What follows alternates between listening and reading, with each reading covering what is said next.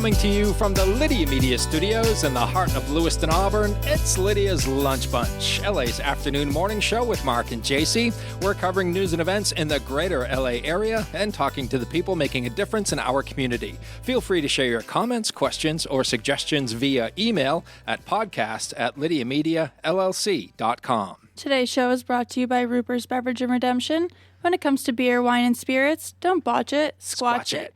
At 4 locations in Lewiston, Auburn, and Oxford. Learn more at rupersbeverage.com, and remember, the party starts at Ruper's. I toned down my squatch it for you today. I know. Thank you. No problem. We have the pleasure of being joined in studio today by Agassiz Village Director of Development, Mike Smith. How are you? I'm very well. Thanks for having us back. Excellent. Thank you for coming back and making her podcast debut. We're making history today.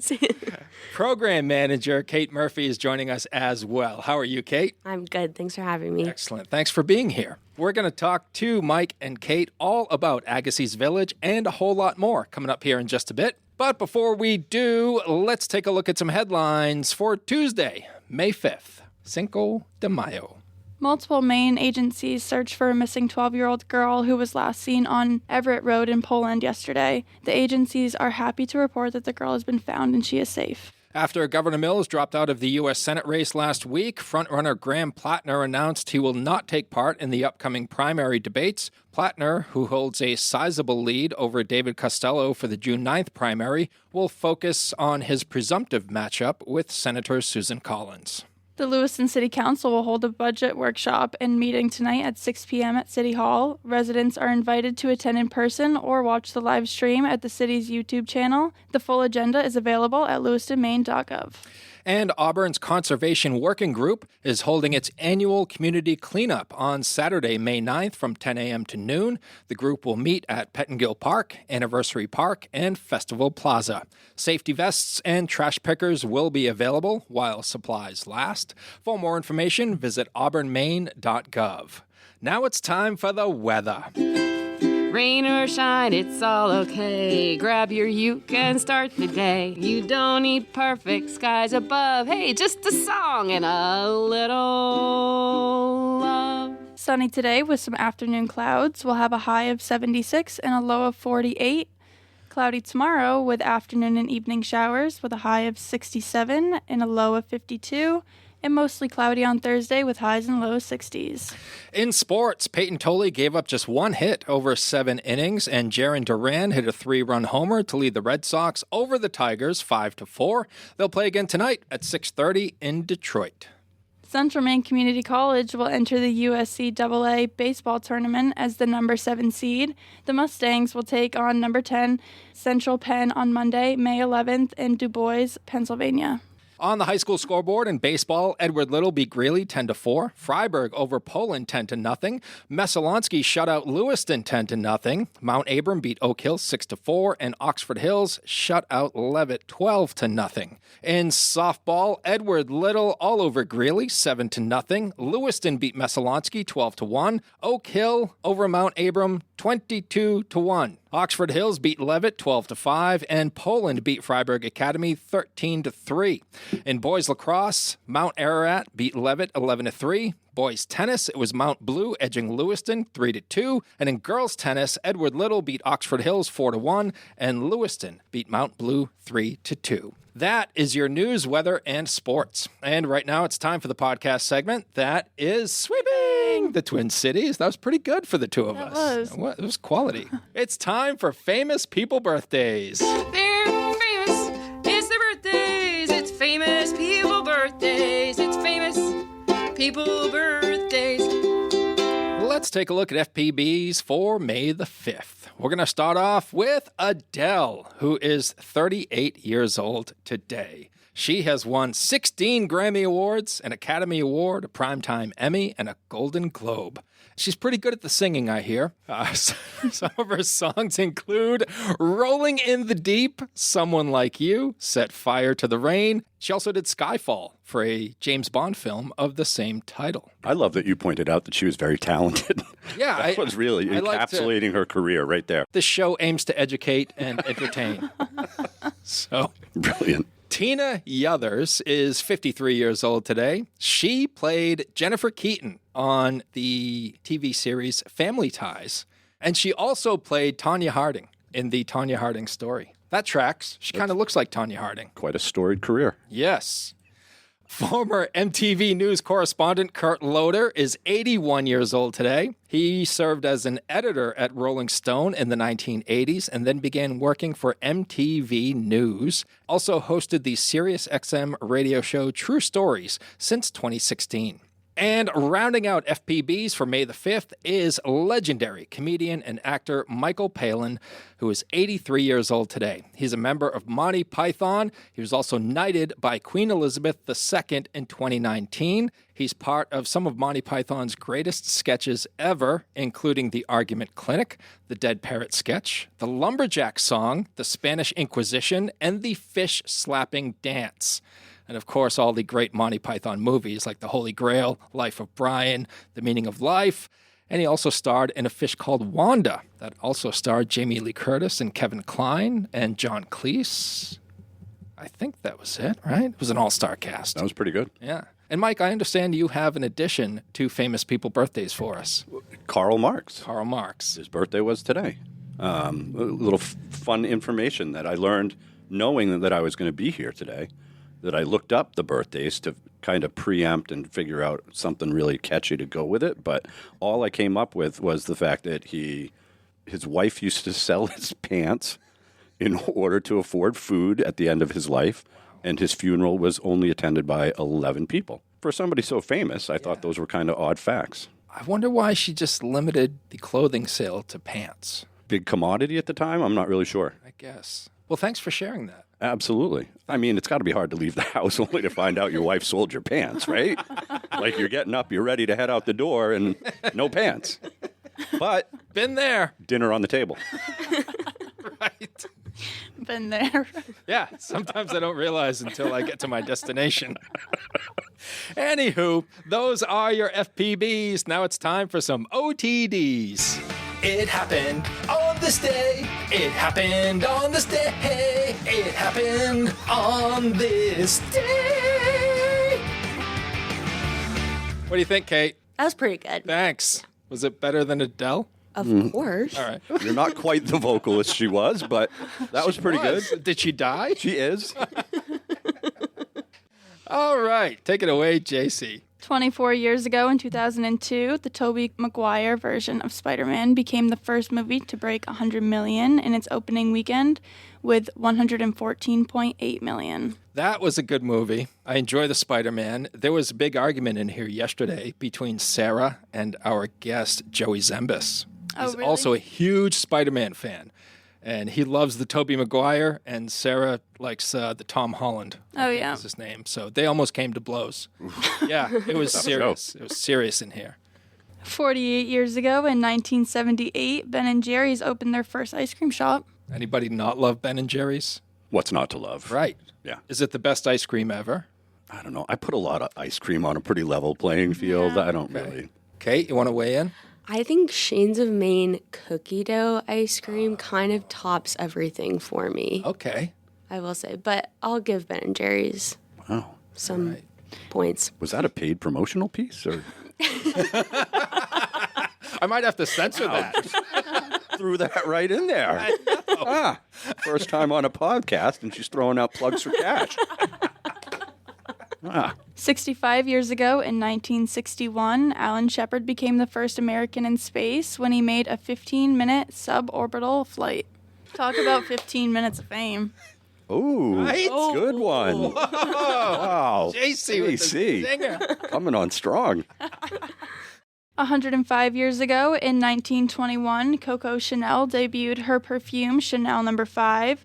It hit stores 1 year later, and ever since, one bottle sells every 30 seconds. Have you ever purchased Chanel No. 5? No. Kate? No. No? I'm wondering if it lives up to the hype. How come you didn't ask me? I wanted to keep the show moving. 164 years ago in 1862, the Mexican army scored an upset victory over the invading French army at the Battle of Puebla. It's celebrated today as Cinco de Mayo. Interesting fact about Cinco de Mayo. It's actually not Mexican Independence Day. They celebrate that on September 16th. And who knew? Now we all know. Yeah. We can tell people. Those are your FPBs and OTDs for May the 5th. Whether you want a sit-down meal or a grab-and-go, Pat's Pizza in Auburn offers delicious sandwiches, pasta, salads, and pizza at family-friendly prices. Pat's Pizza, serving the LA area since 1985. Open daily from 11 a.m. to 9 p.m. at 85 Center Street in Auburn. Online at patsauburn.com. Looking for a vehicle but don't love the car shopping experience? At K&R Auto on Center Street in Auburn, Frankie Campbell is known as your friend in the car business. That means no pressure, honest conversations, and helping you find the right vehicle for your budget and your life. Stop by K&R Auto today and see how easy buying a car can feel when you've got a friend on your side. Dirigo Federal Credit Union is proud to call Lewiston Auburn home. Whether you're buying a house, saving for the future, or growing your business, we're here for you, right where you live. Visit dirigofcu.com and feel the difference of a credit union that truly knows LA.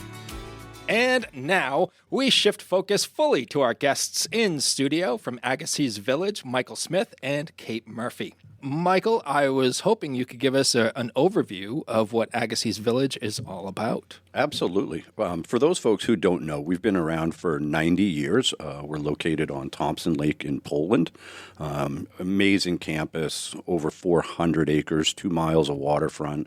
And we've been operating as a camp for underserved kids, primarily originally from the Boston area. And now about 17% of our kids come from the local community and enjoy 2 weeks of camp. Last year, on average, 2 weeks of camp cost a family $83 for their child. So it's all subsidized through donations and so forth. But yeah, it's an amazing camp with an amazing history and absolutely incredible mission. Basically, we were founded by a boy who was orphaned at age 12 in Poland, then part of Russia, stowed away on a boat to Portland, Maine, couldn't find work in Portland, so he did what any 12-year-old boy would do. He walked to Boston and took up the only job offered to him, which was that of a newspaper boy. 6 years later, he was nominated by his fellow newsboys for a scholarship to Suffolk University, and he became an attorney by the time he was 23 years old, and later in life wanted to give back to the only community that would accept him. So he started the Burroughs Newsboys Foundation, and Agassiz Village was an offshoot of that, an opportunity for working class kids of the 30s, 40s, 50s to get out of Boston and experience nature here in Maine. Wow. Yeah. That's incredible. It's a pretty amazing story. What does it mean to you, Michael, to work for an organization that cares so much about underserved children? I mean, I've been doing this for a long time, but I feel like we're on this earth once, right? And if I can do some good and provide some young kids with opportunity, with a chance to be mentored, kids that would never have this opportunity otherwise. Last year, 40% of our campers registered as either homeless, foster care, or having an incarcerated parent or parents. So it's a camp for kids who would otherwise not have a camp opportunity. And so it just feels really good to be able to help provide that service. And we see the results every summer. Kids that they just need a chance. They just need a leg up in life. And Agassiz there to help provide that for them. And so it's very rewarding work. Kate, could you give us a little bit of background on yourself and how you came to be program manager at Agassiz? Sure. After I graduated college, I did not want to go into advertising and did not think that a desk job would be my bread and butter. So I ended up heading back to New Hampshire, where I'm originally from, and it was my childhood summer camp, and they needed somebody to be their camp photographer. And so I said, great, I need a job this summer, and I'm moving back home, and I'm also moving to camp. So I worked there for the summer, and then I got approached by their community and schools program at this camp to be an outdoor education facilitator. So did that for the fall season, and then later got brought on full time, first as their program coordinator and then their assistant director. Then I was ready to move out to Maine and for a change, and was still looking for nonprofit work and working with kids who would not necessarily have the opportunity to go to summer camp like at my last camp. I was working more so with school and health-based programs. So giving them that summer camp opportunity was a very fulfilling part of my previous job, and was kind of looking for something along the lines of that, and was looking around at camps in Maine and found Agassiz Village and looked hard and deep into kind of their mission and what the work that they're doing there and the programs that we're now running and that have potential and that we can continue to build, and really felt aligned with the mission. And so it's been fulfilling. And what about Agassiz Village's mission spoke to you?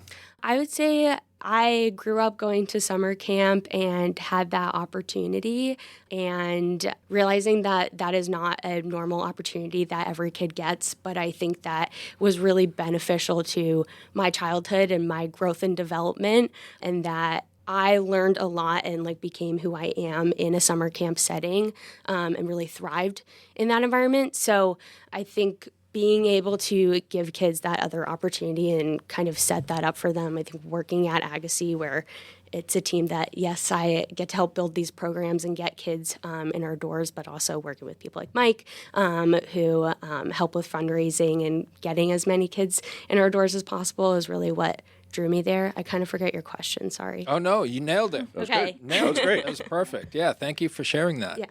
Kate, what do the summer camps look like at Agassiz? What can attendees expect? Yeah, they can expect around 12 days per session. They can come up to 2 sessions if they would like. So really you can spend a month up in Poland, Maine. But you can expect cabin living, which is very fun and oftentimes a new experience. But it's, bunk life, living with your peers and people that will become some of the most important people in your life as you go throughout the years and throughout the summer, with staff members as well in the cabins who are kind of helping out. You can expect as well during the summer tons of fun outdoor activities, and something that might be different and a new change of pace. It's, I think, sometimes scary saying, hey, no phones for the summer and whatnot, but being really unplugged goes a long way. So they can expect, climbing wall, archery. They can take swim lessons if they would like to down at the waterfront, kayaking, canoeing, camping, arts and crafts, sports. So we've kind of, I always say, if you think about any traditional summer camp and those activities, we have it at Agassiz. So, Awesome. Yeah. Yeah, we do. It sounds like very fulfilling work. Yes.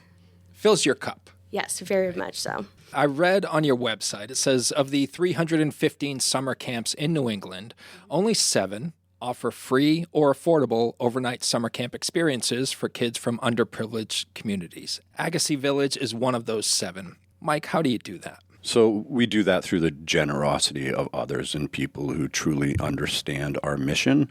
As an organization that's been around for 90 years, we've affected a lot of lives in a very positive way. And so a lot of our former alumni are able to give back. And then we just have community partners locally as well as throughout New England who support our work and make it as cost-free for families to attend as possible. How can people listening right now support Agassiz's mission?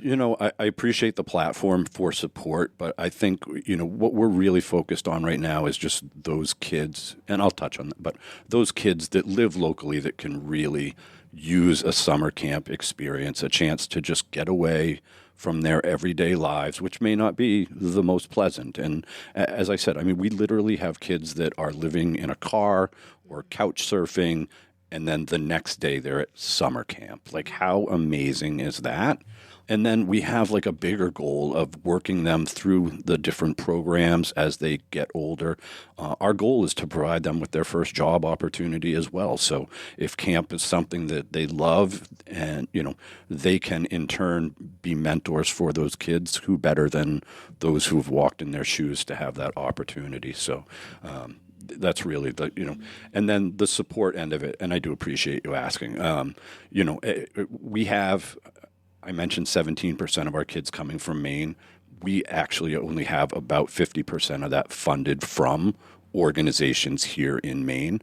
We took a bit of a leap of faith to say, let's do this, let's make this commitment to local children. And so now we're kind of trying to get people to understand in the business community what kind of programming we're offering and how they can help. So yeah.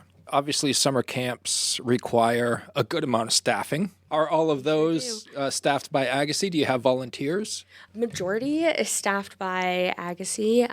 We will have around 80 staff members this summer, which is awesome. So we really try to keep our ratios. I believe it's like 1-4. So yeah, it's a big ask. And it's a big ask. We're certainly still, to that point, we're still looking for a handful of summer staff. So if that's something you're interested in, it's a summer job where you have the opportunity to give back to others, certainly reach out to Kate. Yeah, certainly. Yeah, reach out to me if you want a job this summer and want to work at camp and work with kids. I think it's a great job opportunity for anybody who is thinking about going into education or outdoor education, Parks and Rec, really anything. But also if you are just like passionate about working with kids and helping others, definitely come hang out with us this summer. And like you said, it changed your life. Yeah. And so to be able to have that impact on others, I think it's fantastic. Yeah. What is the registration process like? So the registration process, basically you can go online. There is a little button that says register today. And you're going to make an account. It's going to kind of send you to a new website. It's called Camp Brain. And you're going to make a new account, and that's kind of your portal and your registration portal. And you're going to start clicking the sessions that you want to attend, what financial aid you would like provided as well. And then there is a series of paperwork. I say a series, but it's about 20 minutes worth of paperwork, and then you're done. And you submit the registration, and then I'm going to look at it on my end, along with my other colleague, Lexi, who we both work on registration together. And we're going to look at all your forms. And if you say, hey, I need some financial aid, we're going to say, awesome. And we might ask you to submit some proof of income or any paperwork and whatnot. And then we'll use basically a sliding scale and assess your financial aid given. So as much as it is like it's paperwork, it's a little tedious. I would say just keep on top of it because once you're in, and we will see you this summer. So the cool thing about it, I think what we're doing really well with this summer and this season is just Lexi and I are working hard just building those personal relationships with you, with each parent or guardian, so that they feel comfortable sending their kids to camp. I know it can feel a little nerve-wracking, but also just we're happy to help you and sit on the phone with you and help you fill out your registration as well. So you mentioned it is a life-changing experience for a lot of these people. It was for you. I'm curious what you're hearing from the campers. What are you hearing from them about the experience? I think that for a lot of the kids, it's the opportunity to remove themselves from the community that they're living in, come to camp, and be somebody different.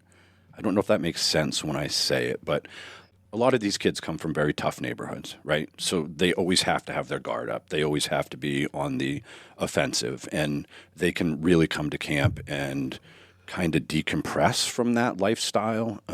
We have an amazing staff of social workers and people who can help them through a lot of like SEL components and helping them cope with the different emotions and things like that. And so I think for a lot of kids, it's just kind of a relief. We talked about the homeless population. Oftentimes, everybody at the child's school knows that they're the homeless kid. And that's sad. It's horrible that anybody finds themselves in that circumstance, but they do. But to be able to come to camp and have that anonymity where for the first time in a while, nobody knows that's who you are. You're just literally yourself, I think is just incredibly impactful and, in a sense, again, life-changing for those kids. Do you have campers keep in touch with you beyond camp? Our board president, her term was up last year. She was actually a 9-year-old camper at Agassiz Village. And similar story to our founder, never realized that there were opportunities in her community in Boston where she was growing up until she came to camp, met mentors, and she herself is actually legal counsel for the Massachusetts School of Art today. And so the numbers, stories after story of people who have just found themselves at camp and then gone on to be more successful in life than they ever thought they could be.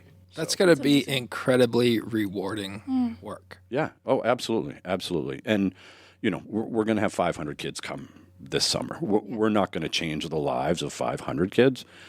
But for me, if we can change the life and trajectory of 10 kids, like how rewarding is that? You know what I mean? Like just to know that you've sent somebody else on another path in life that didn't think that they could ever go in that direction. So we actually, if you want to learn more about the opportunities at Agassiz Village, you can just go to avsummercamp.org and you'll find information whether all the things we've touched on today, whether you're interested in contributing and supporting, whether you're interested in coming as a camper, or whether you would like a job working with Kate this summer, avsummercamp.org.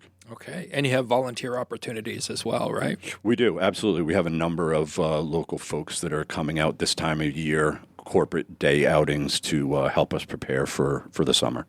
Couldn't do it without them. Yeah. And what do those opportunities look like? So it's everything from, we've been closed up for, 6 months now. So it's getting the camp reopened. It's, getting spaces cleaned, getting areas beautified and ready for the summer.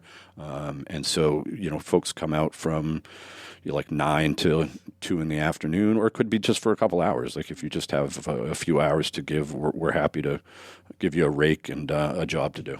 If somebody was interested in registering, is there a deadline day for registrations? Yeah, great question. Anybody who's registered at the moment, we do want them to have all paperwork back by June 1st. Although our first session of the summer starts June 28th, we will really continue registrations until things are full or waitlisted up until around June 15th as well. So if you're kind of getting out of school and you're figuring out still your summer plans, just shoot us an email or give us a call, and we'll kind of see what space we have left and see where we can sneak your camper in. Yeah, it's definitely time to start thinking about summer camp. Yeah. Now's the time to do it, and we will fill up. And we do end up with a wait list each year, as one might imagine. 2 weeks of summer camp for an average of $83. There's no doubt we'll fill up. So if you're interested, reach out sooner than later. Anything else that you would like our listeners to know about Agassiz Village before we move on to our final segment? I think just that we take a huge amount of pride in being in this community, and I understand that from our history and being primarily for kids from the Boston area, not a lot of people know about the work that we do. But as we continue to gain momentum here in Maine and have more Maine campers, I just hope people will take a few minutes to learn more about what we do. Kate, any parting words from you? Come hang out with us this summer. Summer camp is I think, truly unique experience and a very genuine experience to have as a kid, but also as a staff member. I think I've talked to a lot of people through interviews of being like, hey, I was in the same situation when I was younger and I had no idea that there were camps like this, and would really like to play it forward and be a role model for these kids. So I think if any of this kind of strikes a passion in you or is of interest, just reach out to me. I'm happy to take time to talk to anyone about coming this summer, for staff or campers. I think it's a great mission and everyone's really working towards something great. So, yeah. Uncle Andy's Digest is turning 30, and you're invited to celebrate with us. Join us Friday, May 22nd from 6 to 10 p.m. at the Hilton Garden Inn Auburn Riverwatch for a night of celebration. For 3 decades, Uncle Andy's Digest has been Central Maine's community-focused monthly advertising publication, connecting local businesses with loyal readers. Enjoy 90s music from Palo Entertainment, hors d'oeuvres, a cash bar, and recognition of our longest-running advertisers, and much more. Find all the details in the latest issue of Uncle Andy's and on Facebook. We can't wait to see you there. Kate and Mike, our final segment is called boy. 3 Random Questions, where JC and I will ask you questions that have nothing to do with Agassiz Village. We're just trying to get to know you a little better as members of our community. Sound good? Sounds great. Mike, you've been here before. I have. You know what this is all about? I do. Mike, what's your go-to karaoke song? Honestly, I know. With this voice, I always got stuck doing the giddy up, boom, bop, boom, bop in that song. Like I would literally be part of a larger group, and they'd be like, they'd point to me, be like, do that. And so it wasn't a go-to. Right. Friends in Low Places would be probably the only one that I could carry my own weight. Okay. Do you want to give us a sample? Absolutely not. All right, fair enough. Kate, what is your go-to karaoke song? You've had time to think about it. I've had time to think about it. I have my answer. I don't want to say it, but I'm just going to say I will forever love One Direction. They're my childhood. So admittedly, I would probably just pull up any one of those songs. Okay. Yeah. One Direction. All right. All right, JC's up, and we'll start with Kate on this one. What is the best gift you've ever received? I would say, can friendship be a gift? Of course. I don't. Yeah. Sorry, quite the answer, but I think that I have been able to maybe cultivate a great group of friends and even family of people that support me and cheer me on, and I think that's a little bit priceless compared to anything material, although I would say, honestly, I'll take Nerds gummy clusters any day. So. See, that's the answer they were looking for. I think that was the fun answer you're looking for. Those are all the rage now, aren't they?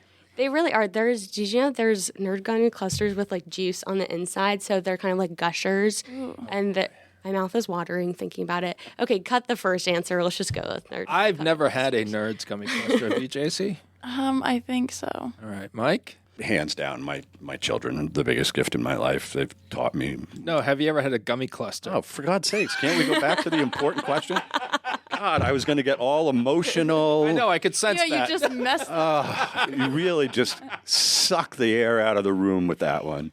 I have not had the pleasure of enjoying a cluster of any candy, gummy, Nerds. All right. Next time you guys come on. I'm not a sweet tooth person. Next time you guys come on, we're going to have a bowl full of Nerds gummy clusters. Ooh. It's going to be an ASMR episode. We're just going to eat gummy clusters into the microphone. Kate will be back tomorrow. I'll be back tomorrow, Sounds good. with all my cavities. All right, Mike, now you can give us your emotional answer. You've ruined it now. Yeah, no, well, that's my specialty. with hands down, the biggest gift in my life has definitely been my own children and what I've learned and what they have taught me. What I thought I knew about myself to what I know about myself today has just changed dramatically with them in my life. So, can you give us an example of how they've changed you? God, you went deep there. Yeah.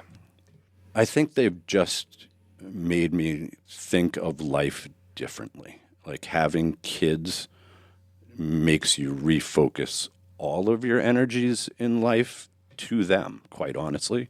And there's something that's very gratifying about seeing them grow up and evolve into the people that they are today. Yeah. It's the best, isn't it? It is the best. Yeah. No two ways about it. Love it.